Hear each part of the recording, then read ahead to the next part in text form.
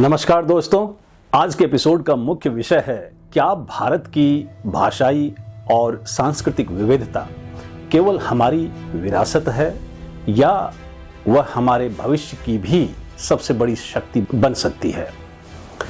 क्या वैश्वीकरण और आधुनिकता के इस दौर में हमारी जनजातीय और स्थानीय भाषाएं धीरे धीरे विलुप्ति की ओर बढ़ रही है? क्या किसी भाषा का लुप्त होना केवल शब्दों का खो जाना है या उसके साथ एक पूरी सभ्यता, संस्कृति, इतिहास और ज्ञान परंपरा भी समाप्त हो जाती है? और सबसे महत्वपूर्ण प्रश्न, क्या आधुनिक शिक्षा, तकनीक और शोध के माध्यम से हम अपनी भाषाई विरासत को सुरक्षित रखते हुए विकास की नई दिशा निर्धारित कर सकते हैं?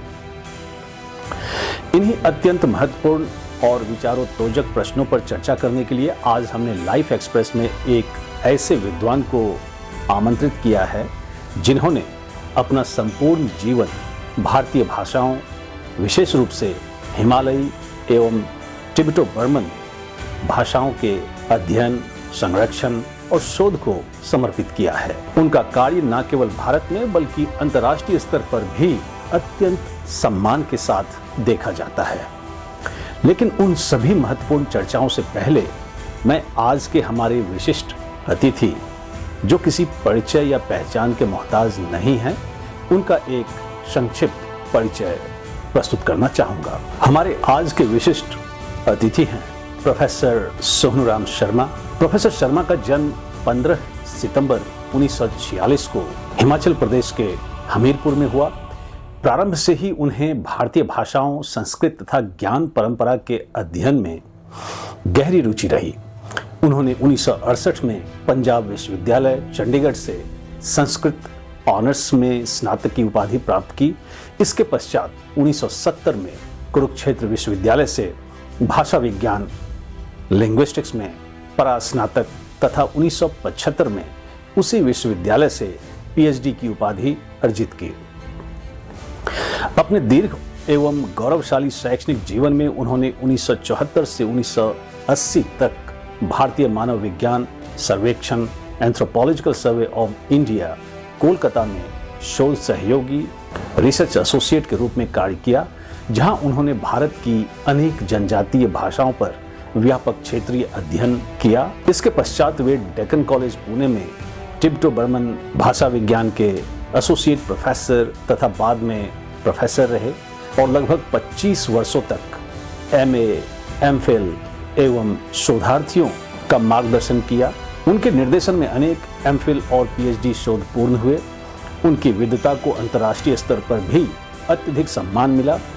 उन्हें नेदरलैंड्स के प्रतिष्ठित लाइडन यूनिवर्सिटी में हिमालयन लैंग्वेज प्रोजेक्ट के अंतर्गत वरिष्ठ फेलोशिप प्राप्त हुई। इसके अतिरिक्त उन्हें international institute of Asian studies द्वारा प्रतिष्ठित गोंडा फेलोशिप भी प्रदान की गई। यदि उनके अकादमिक योगदान की बात करें तो उन्होंने कई महत्वपूर्ण पुस्तकें लिखी, 2 संपादित ग्रंथों तथा 50 से अधिक राष्ट्रीय एवं अंतर्राष्ट्रीय शोध पत्रों का प्रकाशन किया। वे प्रतिष्ठित अंतर्राष्ट्रीय शोध पत्रिकाओं की संपादकीय एवं सलाहकार समितियों के सदस्य भी रहे। उन्होंने विश्व भर में अनेक अंतर्राष्ट्रीय एवं राष्ट्रीय सम्मेलनों में भारत का प्रतिनिधित्व किया तथा चीन, America, Netherlands, Germany, France, Sweden, Thailand, Yemen जैसे देशों में अपने शोध कार्य प्रस्तुत किए। आज भी हिमालयी क्षेत्र की मंचड़ पटनी भाषा के व्याकरण पर वे महत्वपूर्ण शोध कार्य कर रहे हैं। भाषा, संस्कृति, जनजातीय समाज और जनजातीय और भारतीय ज्ञान परंपरा के संरक्षण में उनका योगदान वास्तव में अतुलनीय है। उन्होंने केवल भाषाओं का अध्ययन ही नहीं किया बल्कि यह भी सिद्ध किया कि किसी समाज की भाषा उसके इतिहास, संस्कृति और पहचान की सबसे बड़ी धरोहर होती है। इतना विशाल अनुभव, इतना गहन शोध और भारतीय भाषाओं के संरक्षण के प्रति आजीवन समर्पण के साथ प्रोफेसर सोनूराम शर्मा वास्तव में हम सभी के लिए एक प्रेरणादायक व्यक्तित्व हैं। और अब उनके जीवन अनुभवों तथा भारतीय भाषाओं और संस्कृति के संरक्षण के इस अद्भुत सफर को और करीब से जानने के लिए आइए हम सीधे उनसे रूबरू होते हैं. So please join me in welcoming the most quoted Tibeto-Burman linguist of India, or I can say of the world, Professor Dr. Subnuram Sharma. नमस्कार सर. सबसे पहले मेरी पूरी लाइफ एक्सप्रेस टीम और सभी इंटेलेक्चुअल व्यूअर्स की ओर से आपका लाइफ एक्सप्रेस में हार्दिक अभिनंदन और आपकी गरिमामयी उपस्थिति के लिए हम आपका हृदय से आभार व्यक्त करते हैं. बहुत बहुत धन्यवाद. आपने मुझे इस चैनल के बुलाया और कुछ मेरे ज्ञान के बारे में जानना चाहा. तो आपके दर्शकों को भी मेरा नमस्कार, प्रणाम. सर, आपके प्रोफाइल को देखने पर पता चलता है कि you have spent more than 5 decades studying Indian and Himalayan languages, especially tribal languages.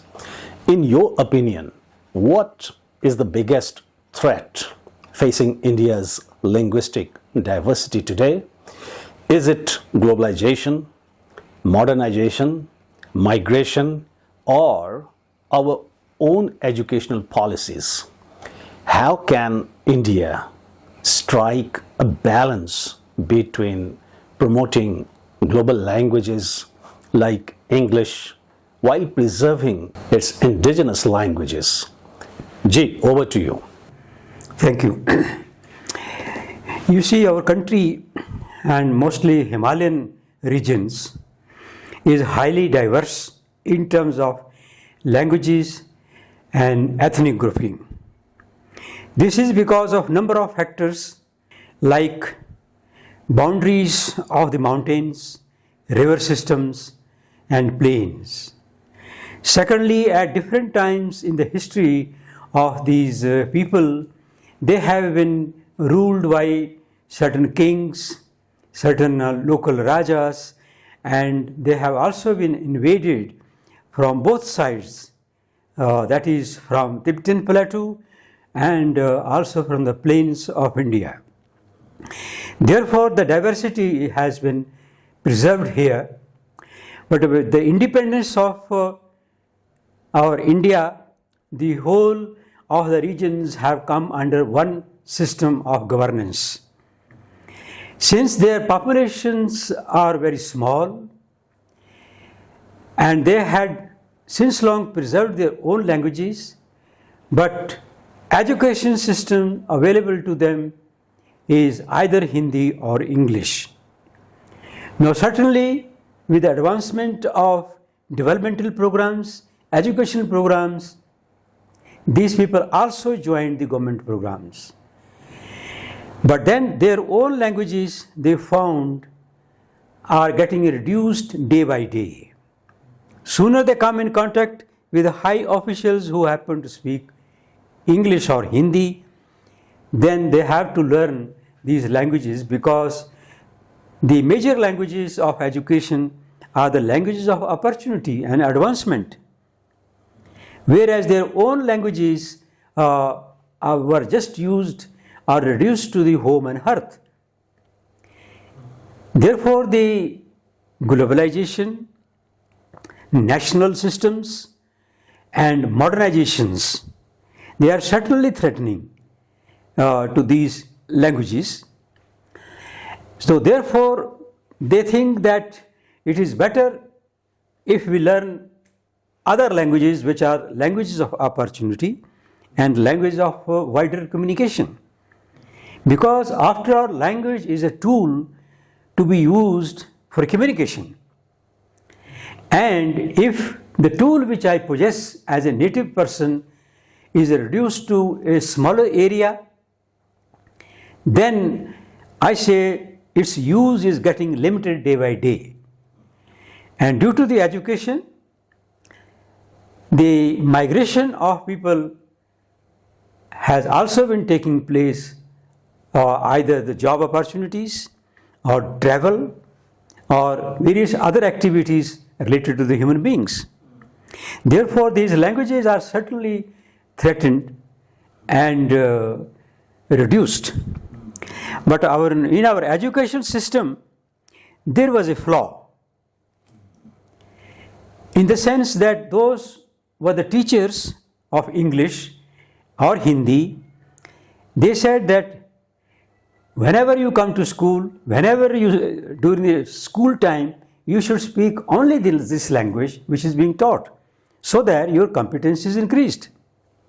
Whereas they should have told the children that please do not leave your language. You continue to speak your own language at home, but when you come to school, you use these languages.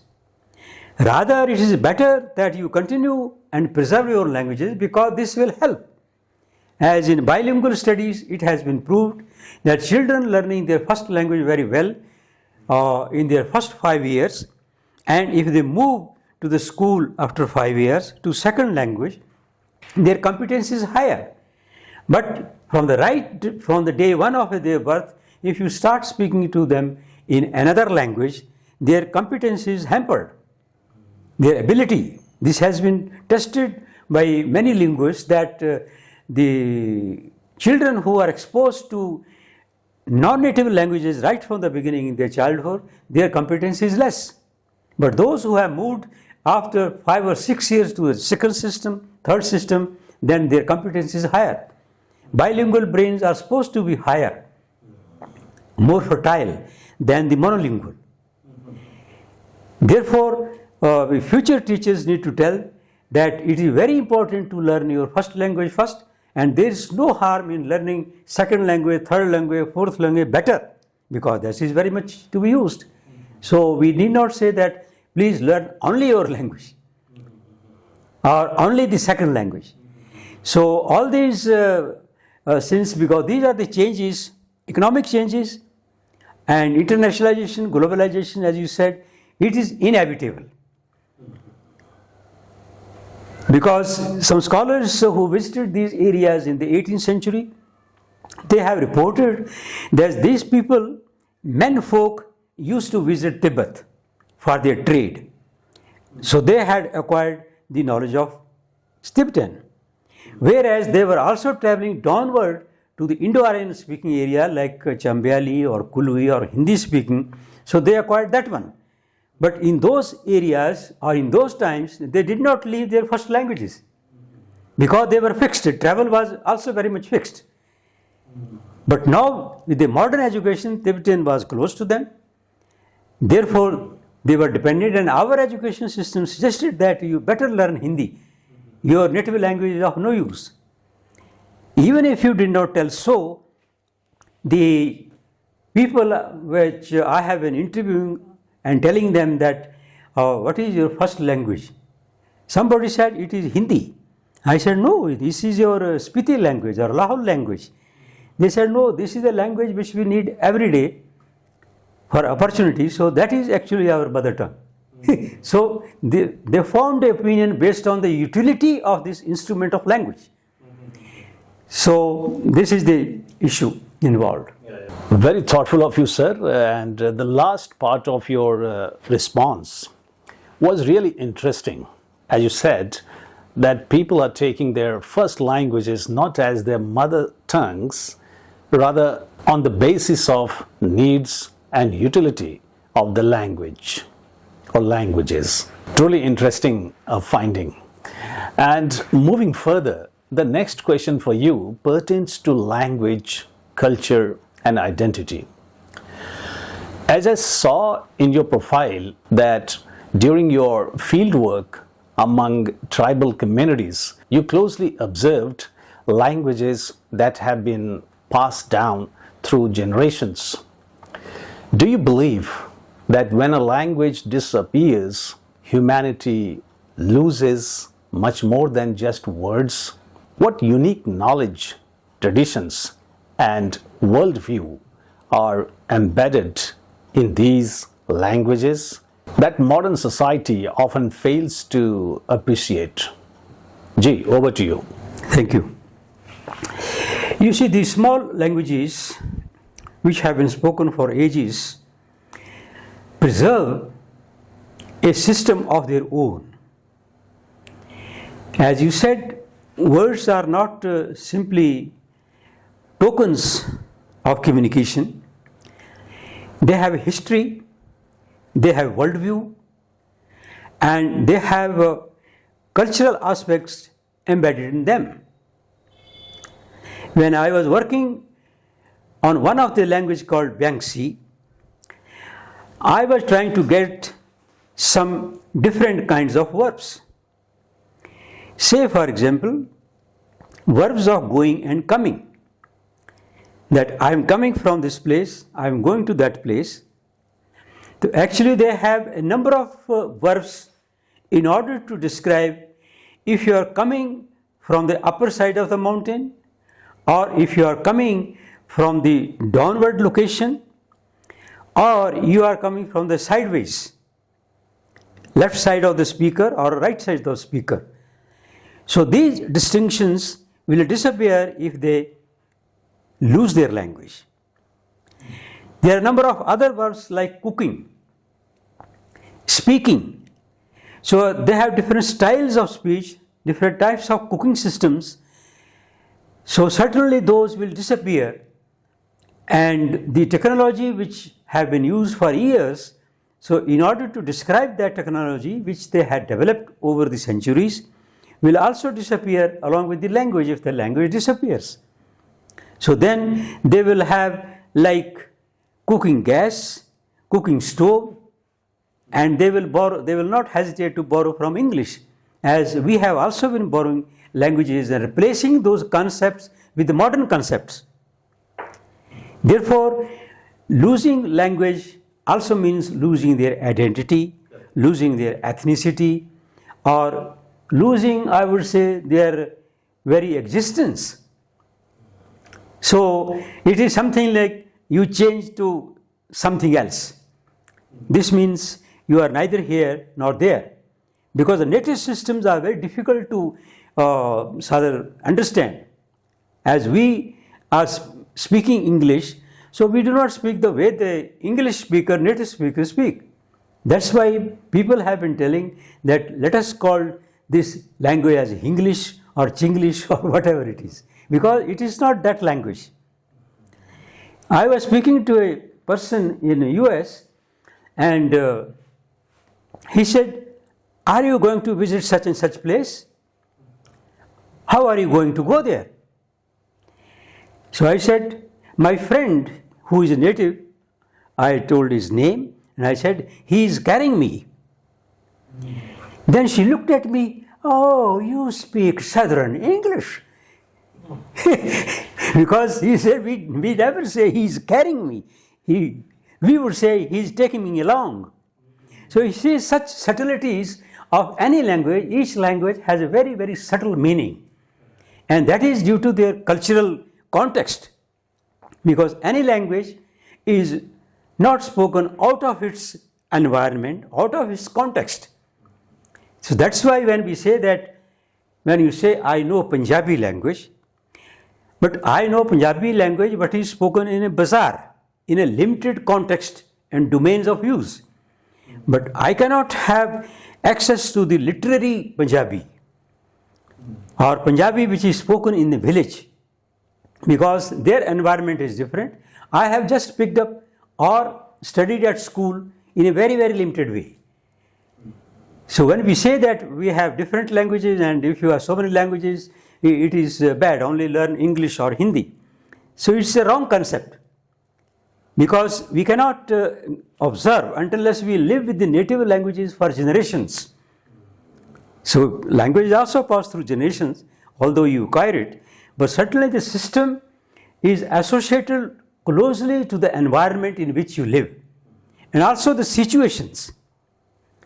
In one situation in language like Manshad, there is a verb. Suppose you are running, and then just like in a cricket game, the bowler retreats backward and then makes a run and then throws the ball. So that kind of retreat, when he is making a backward movement, slightly runningly, for which in Hindi I don't think there's any word. But in this language, there is a word. Then I was wondering, how come they have this kind of word? They never played cricket. What is the context? So after doing a lot of research and other verbs, then I came to know, and then one gentleman explained, sir, this is also used usually when two animals are fighting. Then when they look at each other, they retreat backward and then push each other. So that retreation is also same. So this means in English or in Hindi, we do not have two animals fighting and we don't watch them in our daily life. So there are various specific cultural contexts in which language is used. So I think losing a language, losing a culture, losing a context is very unforgettable or invaluable information is lost.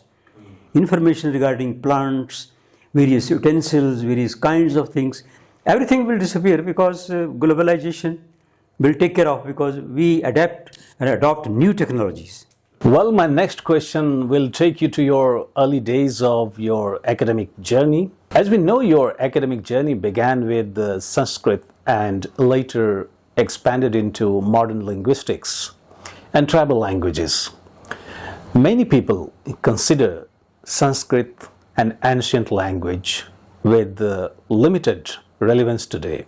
How do you respond to this perception? Can Sanskrit and India's traditional knowledge systems still contribute meaningfully to modern science, education, and artificial intelligence? Yes, over to you. Thank you. Yeah, I did begin with the Sanskrit studies, not in a greater detail, but just as a part of my degree course, where only limited knowledge of Sanskrit is imparted.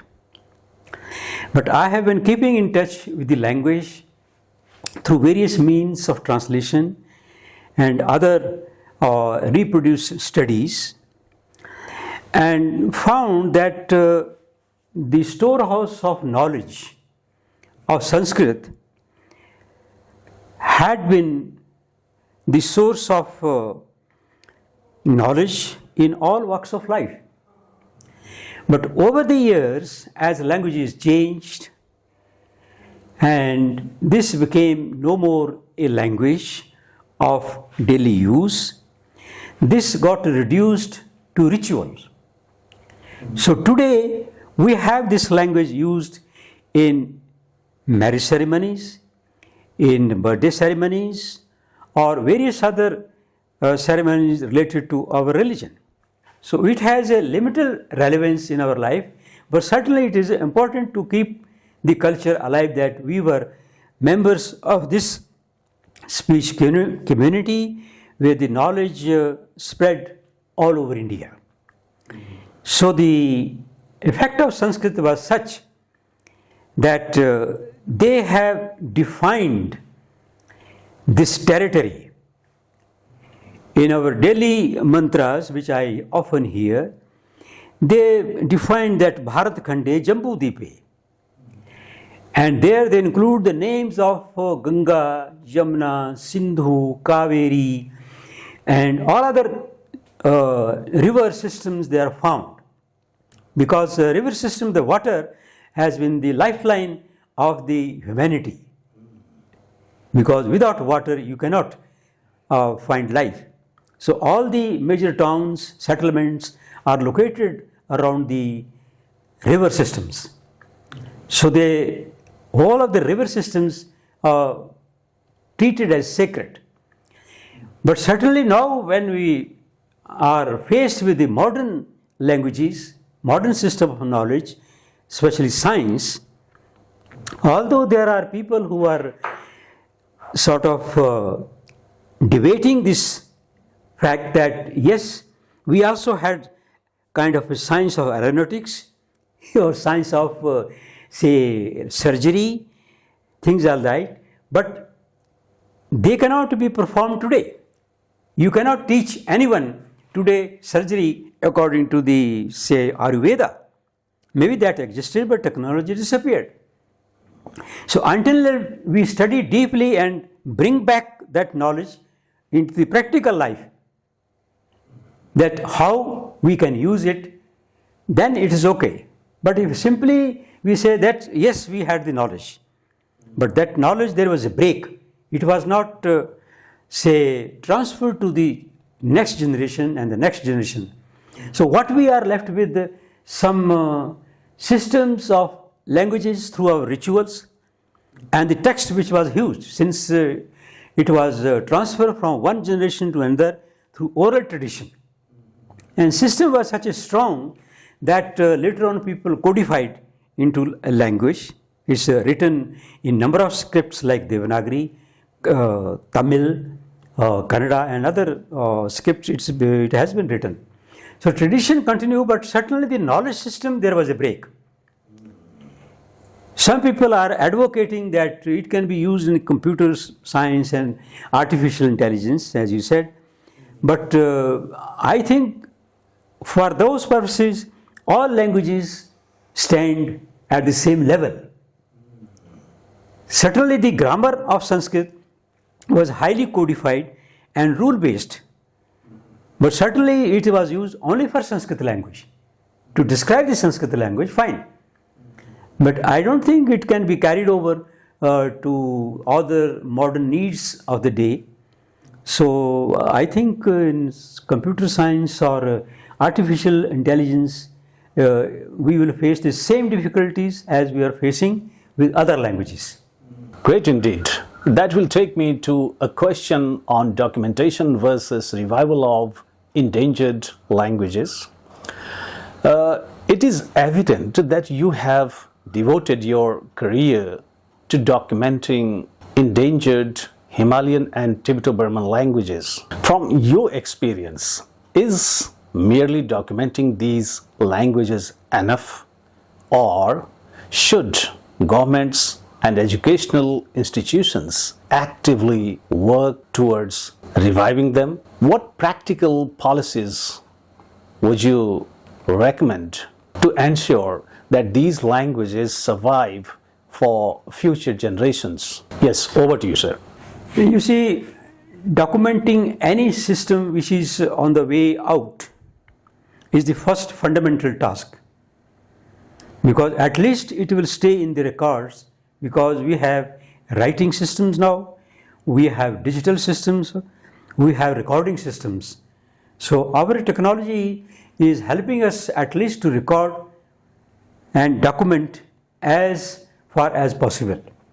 Because if nothing is left, then at least we have documentation.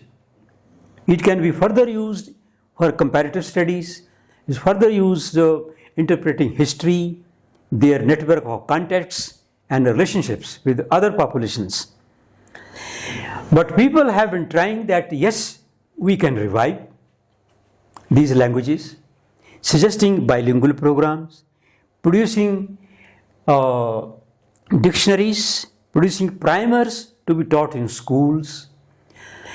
But at times we find that with the all government efforts, bringing policy statements, bringing various kinds of literary activities or teaching aids to the students, has not been working so well. So first and foremost is to educate the community. As we have been going to the populations, staying with them, recording them, and that was the limited job. That will not serve the purpose. Documentation, fine. And that also will be limited. that also cannot be that large amount, because language territory is very vast. It is spoken over a large number of contexts. So we cannot cover all the contexts. So it seems some of the tribes have what they call silent languages. I said, what is silent language? So they say that when we want to convey a certain meaning secretly, then we speak only a few words and silence. Few words and silence. But these people have been used to understanding such things. Now these things are very intricate, and I was not able to understand what their silence is. They may be bubbly something from the lips, they would know. But I would never know, and they will never tell that this is the word. He said, if you can catch, catch. So therefore, the first and fundamental problem to be solved is the native speakers' willpower to continue with their language, along with other languages. Because we have to tell that you need not leave your language while learning another language. So you must have competence in more than one languages, but never leaving one language. Once the community is interested and gets encouragement of some kind and the willpower that yes, we want to hold our identity. Some of the Naga languages have been very smart. They said, yes, we want that these communities, we will come under one head and we will call this language this. This has happened in case of Mizo. Basically, there is nothing like a language called Mizo. There are languages like Lakher, Lai, and few other dialects. A German scholar has written a grammar of Lakher. So, but then later on these people joined together because the education was getting very high, and they say, we are Mizo people. So they went into the ethnicity and put the language into, say, Roman script, and they also had adopted Christianity. That came handy. So therefore their linguistic identity is amalgamated into one. Similarly, other things are happening even in Nagaland. You remember there was a student who worked with me, so he created even the word Tenindie. I said, but it is called Angami. He said, yes, we 5-6 groups joined together and we hold that we are the speakers of this language. Therefore, the speakers' consent or their own activity, creating more and more literature, is very important. That's the first step. So in fact, that step is not being taken. It is left out by all of us. And the second, of course, the economic development. If two persons happen to meet, one is poorly dressed, he is starving, and he is facing the other gentleman. The other gentleman is looking at him, oh, what is this person coming here? He is very poor. So naturally, economy comes very handy. So, and I have seen people who have developed economically, they gain confidence to speak. Rather, they are gaining more confidence. They can tell the district collector, sir, you are wrong. Whereas many others, even people like me, if we go to the collector's office, we cannot say that, sir, you are wrong, you are not doing well. Whereas these people will not. They won't hesitate. So therefore, because that has come with the economy and education. Yes, I am also equal to you, I am no less than you, I have a job and I have my land. Maybe there are differences, but still you cannot just give away that, yes, I am nowhere. So I think economic development and the confidence of the community to carry on with their language are the fundamental, and rest other help which we and the government agencies can do. Excellent. Sir, आपको जितना सुनूं उतना ही और सुनने का मन करता है, लेकिन समय की थोड़ी मर्यादा है, इसलिए अब हम सत्र के अंतिम प्रश्न की ओर बढ़ेंगे. और अंतिम प्रश्न नहीं बल्कि मैं समझता हूं आपके मैसेज के रूप में मैं इसे देखूंगा. For the next generation. So after decades of teaching, research and international collaborations, what message would you like to give to young scholars who wish to pursue careers in linguistics, language preservation, and cultural studies? In an era driven by artificial intelligence and technology, how can young researchers ensure that India's linguistic and cultural heritage remains relevant in the 21st century? Yes, over to you, sir. Thank you.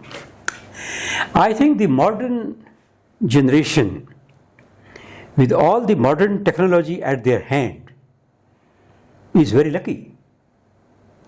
They have gadgets which can record and preserve very quickly.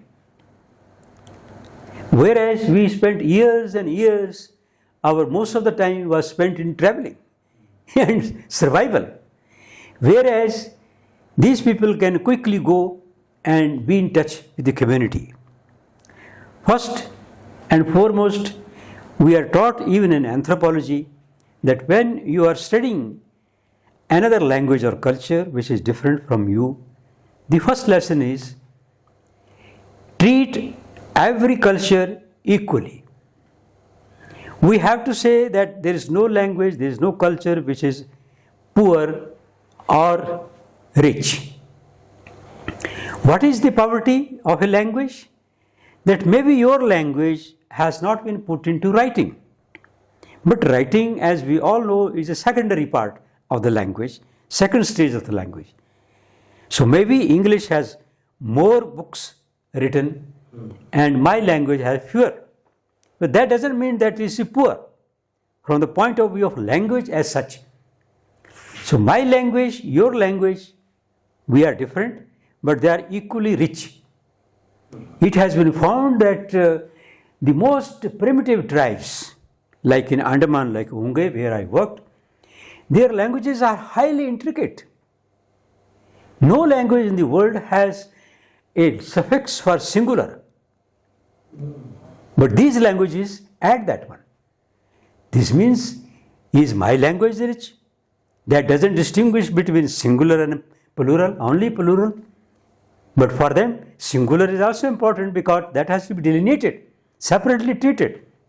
That is single entity, dual entity, and more than one entity. Although their numeral system is only up to 3. And you would say, yes, then they don't go beyond 3. But they don't require it. They don't wear clothes. They don't require it because all the time, right from 6 o'clock in the morning when the sun rises, I was sweating there.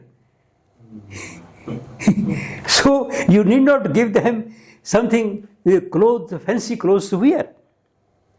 So when Deputy Commissioner was visiting the place where we were working, so the officers there came 2 days in advance, brought a lot of clothes that please wear these clothes.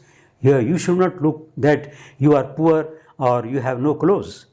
So they were all fancy clothes and laughing and wearing that. So the 2-3 hours program, and then Deputy Commissioner gave them some more gifts and they went. And after 2-3 hours, they threw those clothes. They said, oh, this is horrible. We cannot wear these clothes because they are not used to it. So the point is I am making that every language, every culture is as great as yours or mine or any other. So this is the first thing that should go into the minds of these people. Secondly, documenting is becoming very easy now. Thirdly, that there should be a group of dedicated people who continuously go to them regularly. We people have been going to them once in a while when there was a time. Because we have duties to teach, we have duty to do other research. So there has to be dedicated people. Once you have your linguistic training, then you are with the community regularly. So let there be a group of 5 or 6 people, both boys and girls. Not one, because sometimes some women are not able to talk to the men like me. So I had to put a lot of effort staying with them, talking to them, laughing at them. So then some of them could come. But otherwise they won't. So therefore there should be a group of both boys and girls, men or women who want to study. So they should make it a point that every year they should find a time. Another problem I face, especially in Lahore and Spiti, because during winter time now things are becoming a bit different, but all the work, that is agriculture work, starts in the month of April and ends by October. After that, no activity, no agriculture work. They have to store all the eatables, animal fodder, everything, so they are inside the home. So they said, sir, you come in the winter and stay there 5-6 months, we have a lot of time. But you come at a time when we have no time for you. So all these are problems which one faces. So dedicated group of people, both men and women, we should go, but continuously every year over a period, and then certainly they will understand the point. They are after all human beings. So I think these are... Sorry to interrupt you, sir. Sir, I'm highly appreciative of all the statements made by you. I totally agree with what you said, that we should not make any comparison between two or more languages in terms of better or worse. Right you are. But here I have a weird observation. I don't know whether you agree to that or not. Just I have a curiosity to know your stand on a conviction that language unites and languages divide.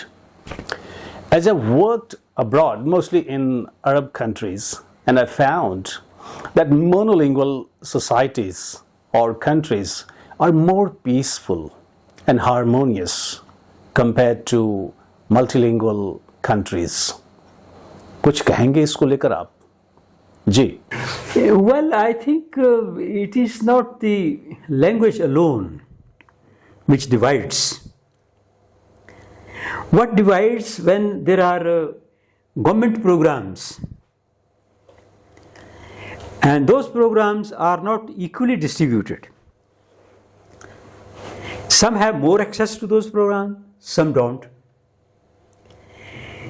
Say for example this 3-language formula.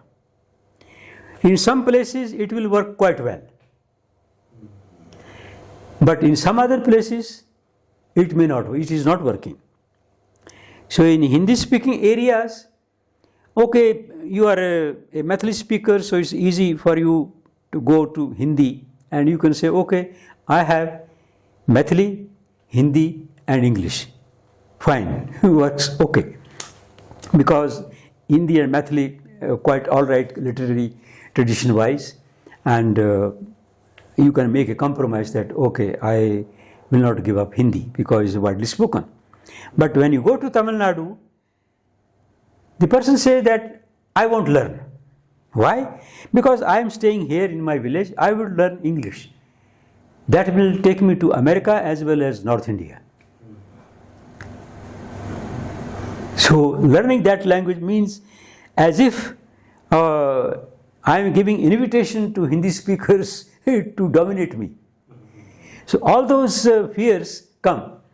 So certainly language, as you must have read in language planning chapters, that language is a double-edged weapon. It unites as well as divides.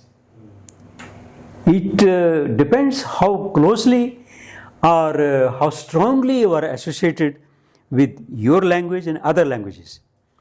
But certainly the Tamilians living in Delhi will never say that I won't learn. They learn quietly and even quite well.